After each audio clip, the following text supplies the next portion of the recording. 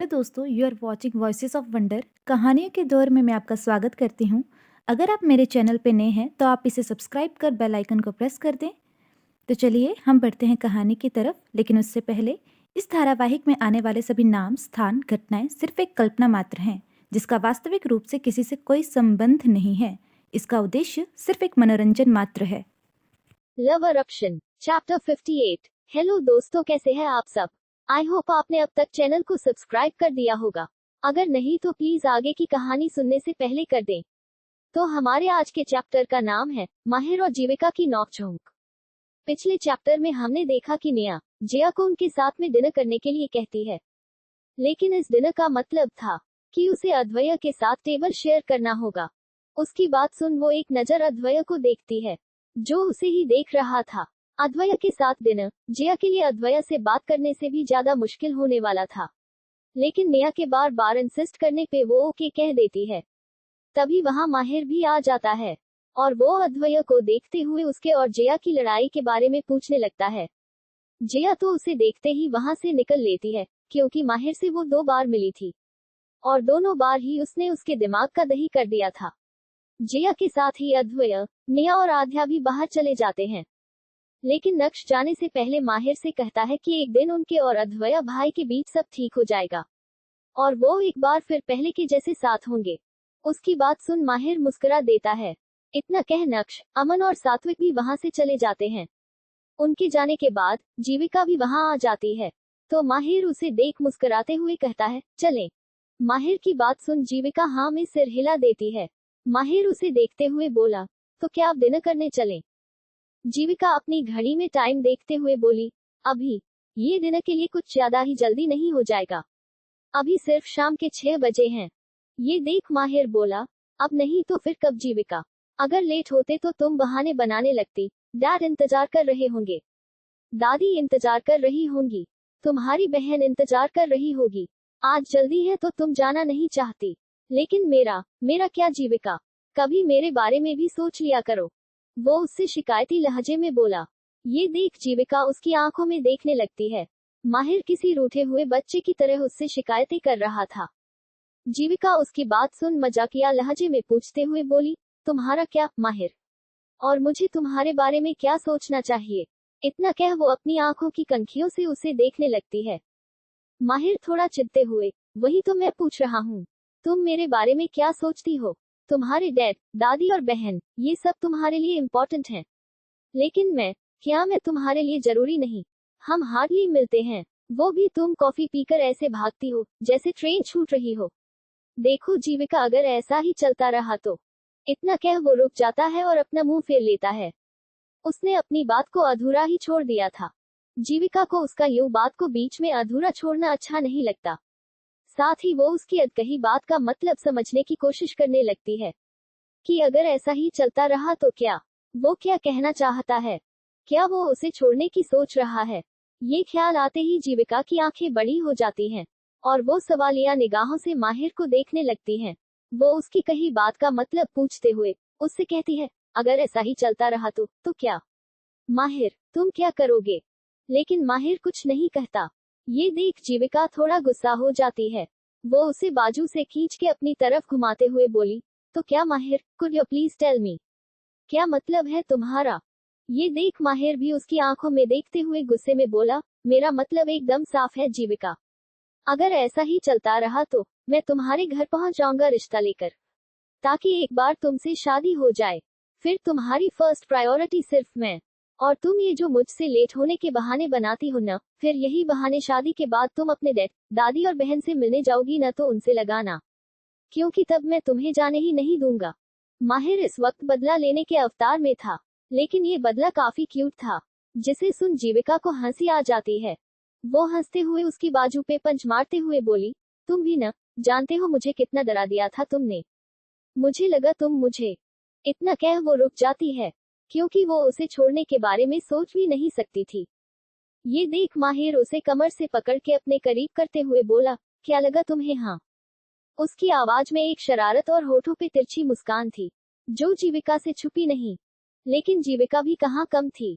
उसने तो माहिर को तरसाने में पीएचडी कर रखी थी।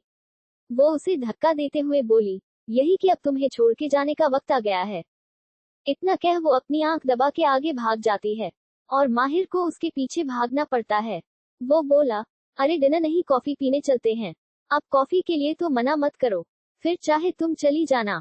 उसे तो वैसे भी जीविका के साथ 108 बार कॉफी पीनी थी, फिर से उस केज कैफे में। पता नहीं लेकिन माहिर इस बात पे विश्वास क्यों करता था। तो वहीं सब पार्किंग में खड़े कहाँ जाना है सोच रहे थे। तभी नेहा बोली, हयात चलते हैं। उसकी बात सुन रूही बोली, लेकिन वो यहाँ से लगभग 30 किलोमीटर है।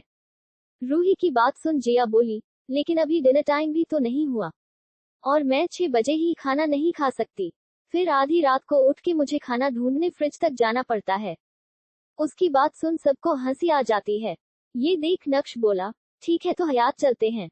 सभी हयात होटल जाने का डिसाइड करते हैं और अपनी अपनी गाड़ियों से वहां के लिए निकल जाते हैं। हयात लगभग यहाँ से 1 घंटे की दूरी पे था, इसलिए तब तक आराम से 7, 7:30 हो जाते। रूही की गाड़ी जिया ड्राइव कर रही थी और जिया की ड्राइव तो वैसे भी वर्ल्ड फेमस, सॉरी थोड़ा ज्यादा हो गया, भोपाल फेमस थी। उसकी ड्राइव को देख अद्वैय खुद से ही बोला, क्या उसे कोई फर्क नहीं पड़ता?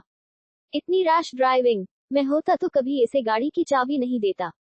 और उस दिन हमें कह रही थी कि हम अपने बाप की सड़क समझ के गाड़ी चलाते हैं, और खुद क्या अपनी सड़क समझ के गाड़ी चलाती है। इतने ट्रैफिक में भी इसे लेफ्ट राइट घूमना है। तो वही अमन तो जिया का फैन बनता जा रहा था।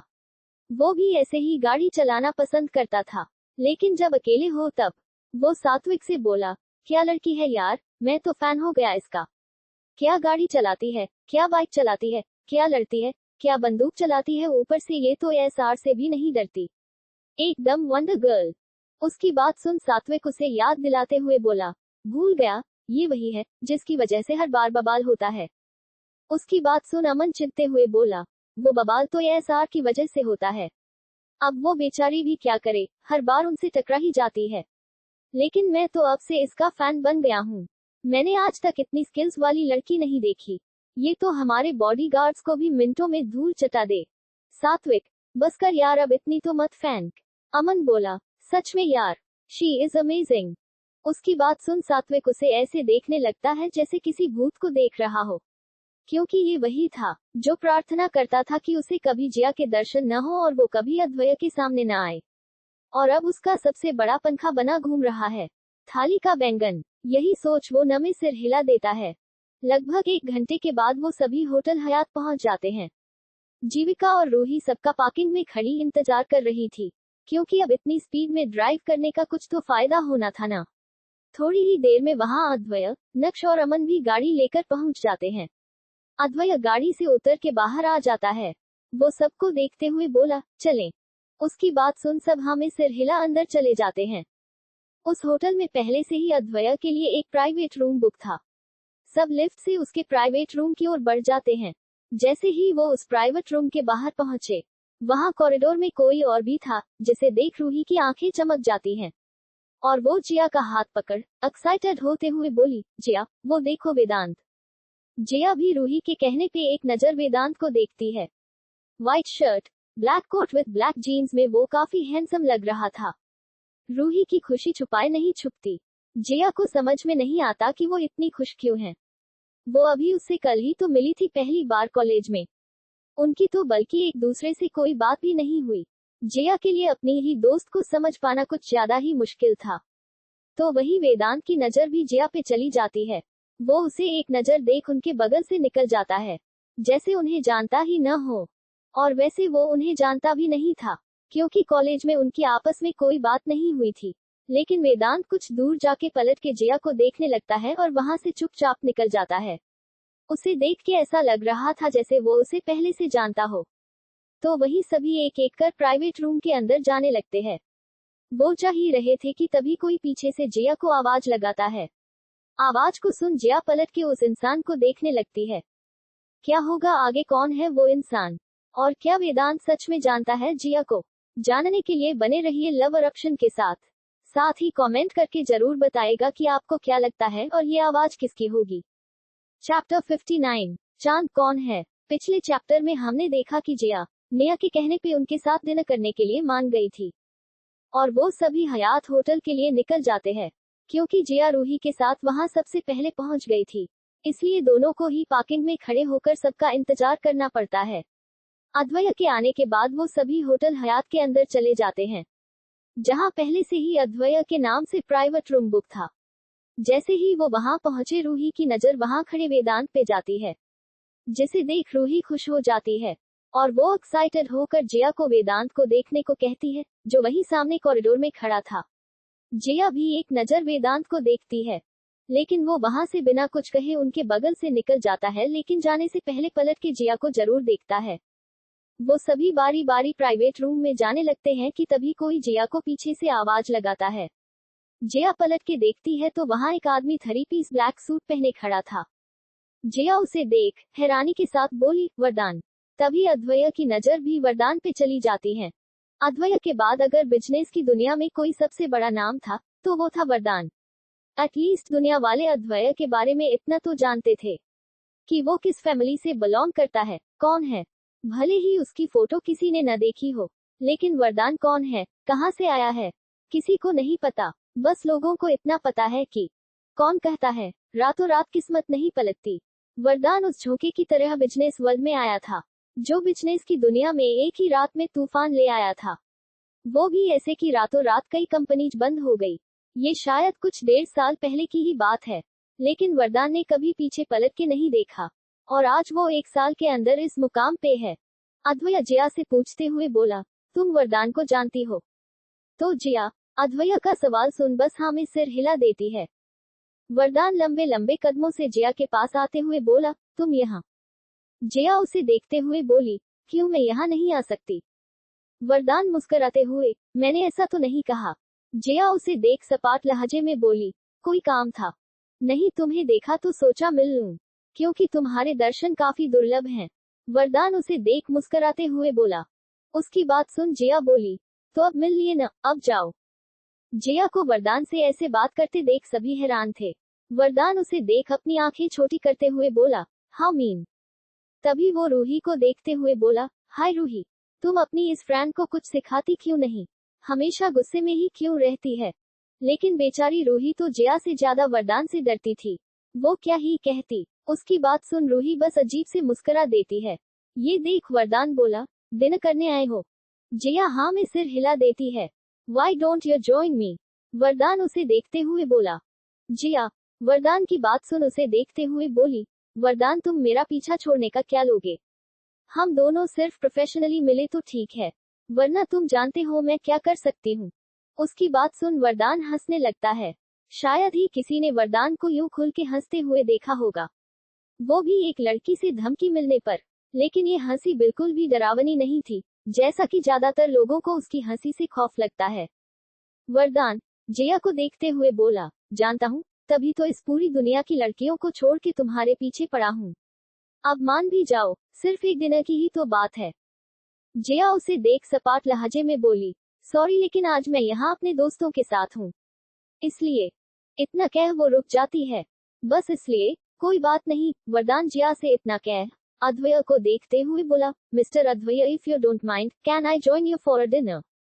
उसकी बात सुन अमन धीरे से सात्विक के साथ, अजीब बेशर्म आदमी है, कोई सामने से ऐसा पूछता है क्या? और जब एक बार जिया ने मना कर दिया फिर भी चुंबक की तरह चिपके ही जा रहा है। उसकी बात सुन सात्विक कुछ नहीं कहता, क्योंकि उसके दिमाग में तो कुछ और ही चल रहा था कि अब अद्वैय क्या कहेगा। तो वहीं केज कैफे, माहिर और जीविका दोनों डिनर करने नहीं बल्कि कॉफी पीने केज कैफे आ गए थे। जीविका ने अपनी कॉफी खत्म कर दी थी और वो कब से खेल रही थी। माहिर उसे देखते हुए बोला, आज की कॉफी के साथ 106 का टारगेट पूरा हुआ, अब बस 2 और फिर तुम मेरी।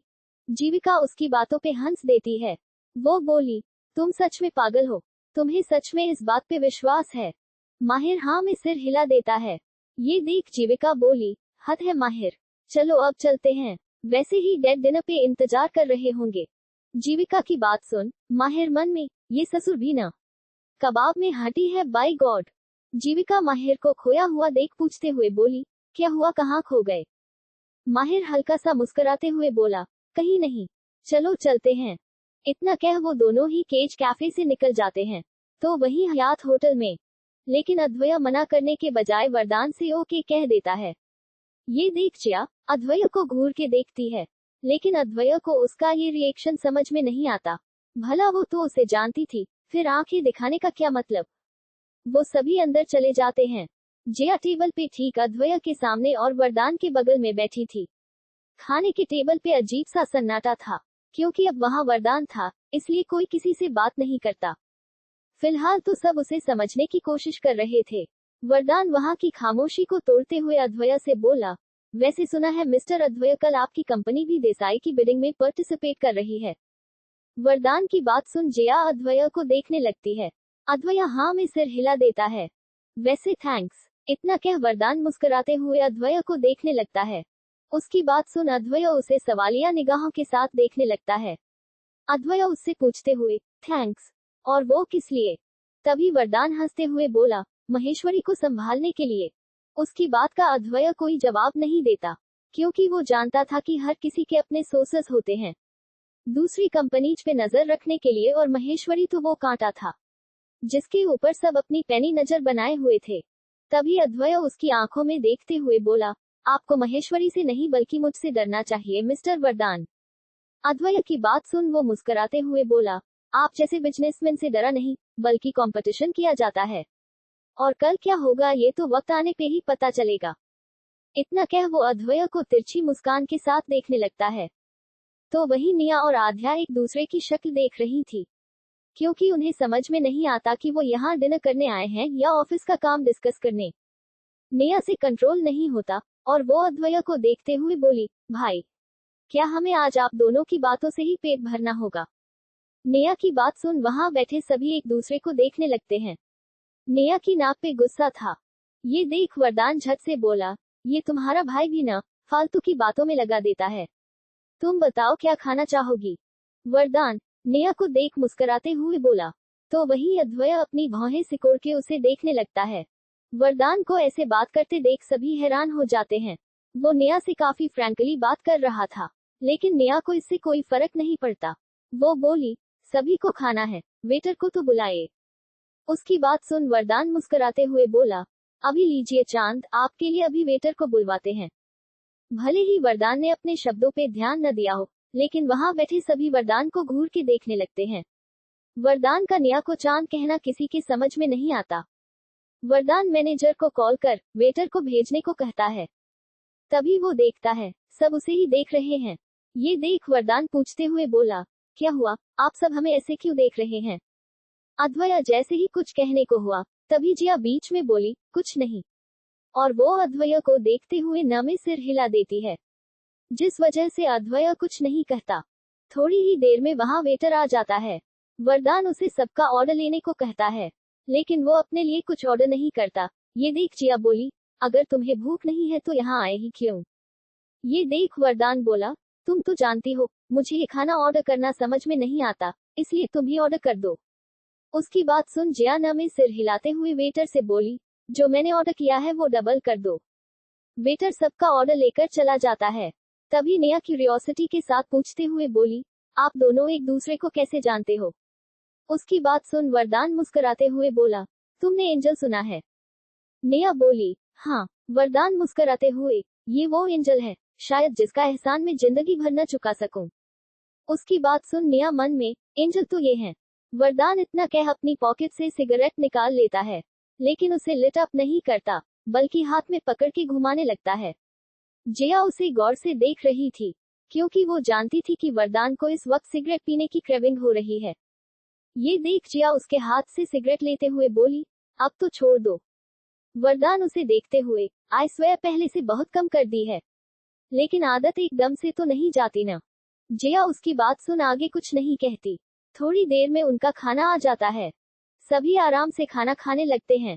नक्श जिया को देखते हुए रूही से बोला, जिया, वरदान को कैसे जानती है? उसकी बात सुन रूही धीरे से उसके कान में बोली, पता नहीं, मैं तो उसे तुम्हारे घर की पार्टी में मिली थी, लेकिन जिया उसे पहले से जानती है। उसकी बात सुन नक्श वरदान को घूर के देखने लगता है, क्योंकि वो तब से देख रहा था जिया का पूरा अटेंशन ही वरदान पे था। तो वही अद्वैय का भी कुछ ऐसा ही हाल था। जिया उसे कैसे जानती है, और वो भी इतनी अच्छी तरह? ये लड़की मेरी समझ से परे क्यों है? यही सोचते हुए अद्वय जिया को देखने लगता है। खाना खाने के बाद वेटर जब बिल लेकर आता है तो वरदान और अद्वय दोनों एक साथ अपना कार्ड आगे कर देते हैं। ये देख वरदान बोला, मिस्टर अद्वय, आज की ट्रीट मेरी तरफ से। तभी अद्वय मुस्कुराते हुए बोला, मैं ऐसा नहीं कर सकता, क्योंकि मैं यहाँ अपनी फैमिली और फ्रेंड्स के साथ डिनर पे आया हूँ, तो इस हक से बिल मुझे पे करना चाहिए। उन दोनों को यूं बहस करते देख जिया उस वेटर को अपनी तरफ आने का इशारा करती है और कुछ कहती है, जिस वजह से वेटर वहां से चला जाता है। अद्वय और वरदान उसे देखते रह जाते हैं। वरदान उसे देखते हुए बोला, तुमने ये क्यों किया? जिया उसे घूर के देखते हुए बोली, आज की ट्रीट मेरी तरफ से समझो, क्योंकि मेरे पास तुम दोनों के जैसे खोटी करने का टाइम नहीं है। वैसे अगर तुम मेरे लिए कुछ करना ही चाहते हो तो मुझे कुछ चाहिए। इतना कह वो वरदान को देखने लगती है। वरदान खुश होकर जिया से पूछते हुए, क्या? क्योंकि जिया ने पहली बार उससे कुछ मांगा था, एक फुली कस्टमाइज्ड बाइक। जिया बोली, वरदान, डन। अद्वय को समझ में नहीं आता कि वरदान जिया पे इतना मेहरबान क्यों है। वरदान जिसके बाद अपनी जगह से खड़े होते हुए अद्वय के आगे हाथ करते हुए बोला, तो कल मुलाकात होगी मिस्टर अद्वय। उसकी बात सुन अद्वय भी अपनी जगह से खड़े होकर मुस्कुराकर वरदान के आगे हाथ बढ़ा देता है। वरदान वहां से चला जाता है। ये देख जिया बोली, अब हमें भी चलना चाहिए, चले रूही। तभी अद्वय जिया को रोकते हुए बोला, एक मिनट। जिया रुक जाती है और उसे सवालिया निगाहों के साथ देखने लगती है। अद्वय जिया से सवाल करते हुए बोला, ये चांद कौन है? उसकी बात सुन जिया का चेहरा फीका पड़ जाता है, लेकिन वो समझ सकती थी कि अद्वय ये क्यों पूछ रहा है, भला ही उसकी बहन का सवाल था। जिया अद्वय को देखते हुए एक काम टोन में बोली, मैं जानती हूँ तुम वरदान के निया को चांद कहने से परेशान हो, लेकिन चिंता मत करो, वो बुरा नहीं है, वो उसकी बहन। इतना कह वो रुक जाती है। इससे ज्यादा न मैं तुम्हें कुछ बता सकती हूँ और न तुम्हें जानने का हक है। लेकिन फिर वो निया को देखते हुए बोली, अगर वो तुम्हें फिर से कभी चांद कहे तो कभी ओवर रिएक्ट मत करना, क्योंकि भले ही वो कैसा भी इंसान हो, दिल का बुरा नहीं है। निया को उसकी बात समझ में तो नहीं आती, लेकिन वो हाँ में सिर हिला देती है। क्या होगा आगे? आखिर कौन है ये वरदान और क्या है उसकी मिस्टीरियस पर्सनालिटी का राज? और क्या होगा बिडिंग में? और केज कैफे की मिथ का क्या? जानने के लिए बने रहिए लव अरप्शन के साथ। Chapter 60, are you kidding me? पिछले चैप्टर में हमने देखा कि वरदान अद्वय से पूछता है कि क्या वो उनके साथ डिनर कर सकता है, तो अद्वय हाँ में सिर हिला देता है। जहां खाने के टेबल पे हमें वरदान और जिया के बीच थोड़ी सी नोक-झोंक देखने को मिलती है, लेकिन दोनों की ही केमिस्ट्री देखने लायक थी। तभी बातों ही बातों में वरदान निया को चांद कह के बुलाता है, जिस वजह से सब उसे घूर के देखने लगते हैं। लेकिन जिया बात को संभालते हुए अद्वय को इशारे से इस बारे में कुछ भी कहने से मना करती है। वरदान के वहां से जाने के बाद अद्वय खुद को रोक न सका और वो जिया से सवाल करता है कि ये चांद कौन है। तो जिया पहले तो कुछ सोचते हुए रुक जाती है, लेकिन फिर वो अद्वय को बताती है कि चांद वरदान की बहन है। वो अद्वय से कहती है कि इसे ज्यादा न तो उसे जानने की जरूरत है और न ही वो उसे कुछ बता सकती है। जिया साथ ही निया को देखते हुए आगे कहती है कि अगर कभी वरदान उसे फिर से चांद कहे तो वो ओवररिएक्ट न करे, क्योंकि भले ही वरदान कैसा भी इंसान हो, लेकिन वो दिल का बुरा नहीं है। इतना कह जैसे ही वो वहां से जाने को हुई, अद्वय स्mirk करते हुए बोला, लगता है मिस दीवान काफी अच्छे से जानती है वरदान को। अद्वय का सवाल सुन एक बार फिर सबका ध्यान जिया पे चला जाता है। अमन मन में, अच्छे से जानती है, कुछ ज्यादा ही अच्छे से जानती है, और पता नहीं किस किस को जानती है। यहाँ उसका मतलब गैंगस्टर्स और ब्लैक नाइट से था। यही सब सोच वो न में सिर हिला देता है। तो वही जिया अद्वय के टॉन्ट को तो नहीं समझी, लेकिन वो उसकी आंखों में देख मुस्कुराकर इस बात को एक्सेप्ट करते हुए बोली, कुछ ऐसा ही समझ लो। इतना कह वो वहां से निकल जाती है। अद्वय सिर्फ उसे जाते हुए देखता रहता है। अद्वय को खुद भी समझ में नहीं आता कि उसने जिया से ये सवाल आखिर किया तो किया क्यों, लेकिन जाने क्यों वो खुद को उससे ये सवाल पूछने से रोक नहीं सका। लेकिन जिया का जवाब सुन उसे ज्यादा खुशी नहीं हुई, ये उसके चेहरे को देख के साफ पता चल रहा था। तभी रूही भी वहां से उठते हुए बोली, अब मैं भी चलती हूँ, बाय नक्श, बाय एवरीवन। इतना कह वो जिया के पीछे पीछे चली जाती है। जिया का जवाब सुन नक्श भी अपनी नाराजगी जताते हुए बोला, जिया भी न, कभी कभी मुझे इसके दोस्त समझ में ही नहीं आते, पता नहीं क्यों ऐसे लोगों के साथ रहती है। नक्श की बात सुन वहां कुछ पल के लिए सन्नाटा छा जाता है। तभी अद्वैय अपनी भौहें उचकाते हुए तंजिया लहजे में बोला, अच्छा, सुबह तो कोई बड़ी बड़ी बातें कर रहा था कि वो अच्छी है और ये तो मैं हूँ जो उसे गलत समझता हूँ। तो अब क्या हुआ? अद्वैय की बात सुन नक्श मुंह फुलाते हुए बोला, हाँ तो गलत क्या कहा, वो तो अच्छी है, बस उसके दोस्त थोड़े अजीब हैं। नक्श की इस बात पे नेहा हंसते हुए बोली, ये तो आपने एकदम सही कहा भाई, जिया तो बहुत अच्छी है, बल्कि बहुत क्या, बहुत बहुत बहुत अच्छी है, लेकिन उनके दोस्त एक नंबर के बंदर। उसकी बात सुन नक्श भी खोए हुए ढंग में, तुम सही कह रही हो, उसके दोस्त एक नंबर के बंद। इससे पहले वो आगे कुछ कहता लेकिन तभी उसे एकदम से ख्याल आता है कि जिया का दोस्त मतलब कि वो भी। ये ख्याल आते ही वो निया को देख गुस्से में अपनी जगह से खड़े होते हुए बोला, निया की बच्ची, तू बंदरिया, बंदर किसे कहा तुमने? निया खिलखिला के अपनी जगह से खड़े होकर जाकर अद्वैय के पीछे खड़े होते हुए बोली, तुम्हें और किसे? उन दोनों को ऐसे लड़ते देख सभी हंस देते हैं, लेकिन नक्श अद्वैय के सामने निया को न तो कुछ कह सकता था और न ही कर सकता था, इसलिए वो मन मार के रह जाता है। वो गुस्से में उसे घूर के देखते हुए बोला, तुझे तो मैं घर में देखता हूँ। इतना कह वो भी उस रूम से निकल जाता है, लेकिन उसके जाते ही अद्वैय को छोड़ सभी जोर से हंस देते हैं। आध्या नक्श को जाते देख निया से बोली, तुमने उसे नाराज कर दिया है। उसकी बात सुन निया मुस्कुराते हुए आध्या से बोली, कोई बात नहीं दी, ये उसका रोज का है। तभी अद्वैय अपनी जगह से खड़े होते हुए सात्विक से बोला, सात्विक तुम निया और आध्या को घर ड्रॉप कर दो, मुझे अमन के साथ कहीं जाना है। यूं तो वो नक्श को भी कह सकता था, लेकिन वो अपनी स्पोर्ट्स का लेकर आया था, जिसमें सिर्फ एक ही सीट एक्स्ट्रा थी, और अगर अद्वैय उसे अपनी गाड़ी देता तो उसे नक्श पे बिल्कुल भी भरोसा नहीं था, इसलिए वो सात्विक से उन्हें घर ड्रॉप करने को कहता है। अद्वैय की बात सुन जहां सात्विक का चेहरा फीका पड़ जाता है, तो वहीं आध्या की खुशी का कोई ठिकाना ही नहीं था। वो सात्विक को देख अपनी आंख दबा देती है। अद्वैय सात्विक को यूं खामोश देख उससे पूछते हुए बोला, सात्विक, मैंने तुमसे कुछ कहा? आध्या सात्विक को आंखों के इशारे से अद्वैय की बात का जवाब देने को कहती है।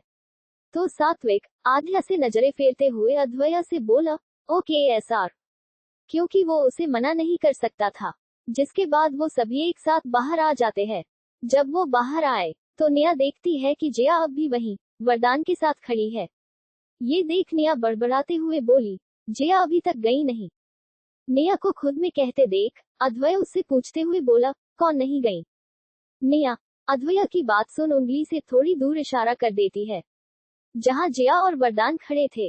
अद्वैय जब उसकी उंगली के किए हुए इशारे की ओर देखता है तो जिया हाथ बांधे खड़ी थी और वरदान उसके बगल में खड़ा बार बार घड़ी देख रहा था।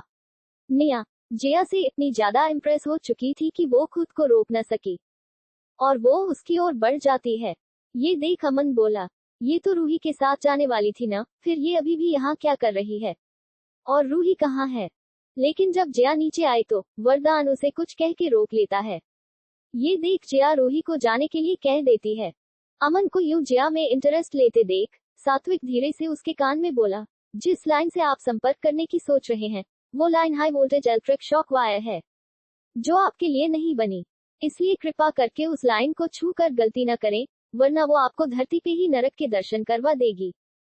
सात्विक की बात सुन अमन चिंते हुए बोला, क्या लाइन, कौन सा संपर्क और कौन सी वोल्टेज? अभी मेरा दिमाग न खा। इतना कह वो एक बार फिर सामने देखने लगता है। तभी निया जिया को देखते हुए बोली, जिया आप अभी तक यहीं हैं? जिया अपनी नजरें ऊपर करती है तो वहां निया खड़ी थी। निया मुस्कुराते हुए आगे बोली, अगर आप चाहें तो हम आपको ड्रॉप कर दें। जिया कुछ कहती उससे पहले ही वरदान निया को देखते हुए बोला, क्या आप थोड़ी देर रुक सकती हैं? जिया के लिए एक छोटा सा सरप्राइज है। निया वरदान को देखने लगती है, अब वो आगे क्या ही कहती। तभी अद्वैय निया को आवाज लगाते हुए बोला, निया घर चलो। निया को न चाहते हुए भी अद्वैय की बात माननी पड़ती है और वो लटके हुए चेहरे के साथ जिया को बाइक कह वापस आने लगती हैं कि तभी वहां काफी ज्यादा स्पीड के साथ बाइक आके गुजरती है और जाके जिया और वरदान के पास जाके रुकती है। रुकते हुए वो सिर्फ अपने एक टायर पे थी और बाइक का पिछला टायर पूरी तरह हवा में था। अमन जो ऑलरेडी स्पीड का फैन था वो सामने देखते हुए बोला, अमेजिंग। उसकी बाइक की स्पीड की आवाज इतनी थी कि सब खुद को ये नजारा देखने से रोक नहीं सके। सब शॉक्ड थे। जिया बाइक को एक नजर देख वरदान को चमकती हुई आंखों से देखने लगती है। उसकी आंखों की चमक बता रही थी वो कितनी खुश है, लेकिन साथ ही उसकी आंखों में सवाल भी था कि क्या ये सच में उसके लिए है। अद्वय, अमन, सात्विक, आध्या और नेहा सब उस ओर ही देख रहे थे। तभी बाइक पे बैठा लड़का अपना हेलमेट हटाता है। ये देख जया मुस्कुराते हुए बोली, डैनियल।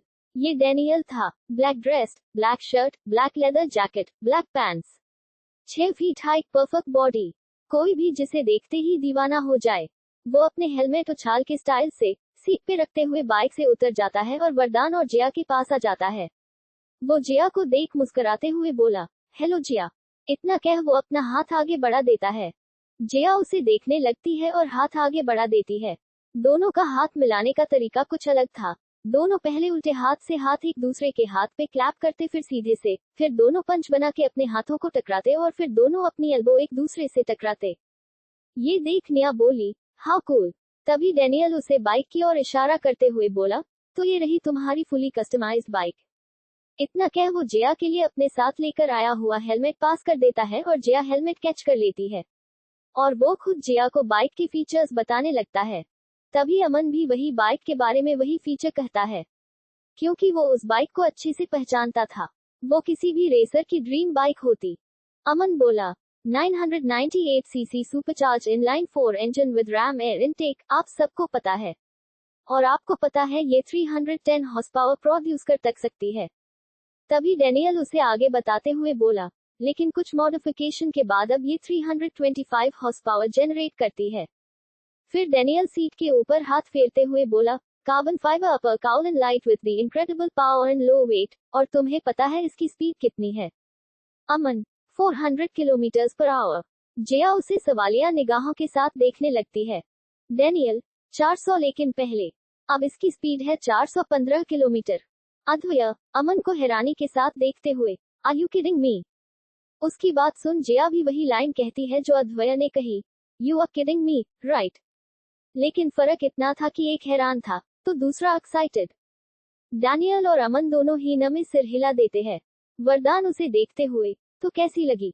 ये देख जया सुपर एक्साइटेड होते हुए बोली, OMG, thank you so much वरदान। इतना कह वो उसे हक कर लेती है। जया बहुत ही कम ही अपने इमोशंस दिखाती थी और ये पहली बार था जब उसने वरदान को हक किया था। लेकिन ये देख अद्वय को कुछ ज्यादा खुशी नहीं हुई, बल्कि उसके दिमाग में तो इस बाइक को भी जला के राख करने के ख्यालों ने घेर लिया था। तो क्या होगा आगे? क्या अद्वय अपने जज्बातों पे काबू कर पाएगा या पिछली बार की तरह इस बार भी जला के राख कर देगा जया की बाइक? आपको क्या लगता है? कमेंट बॉक्स में लिखना न भूलें। साथ ही स्टोरी को लाइक और शेयर करें। कहानी में आगे क्या होगा जानने के लिए बने रहिए लव eruption के साथ। Guys, please do like, share and comment, and please subscribe this channel.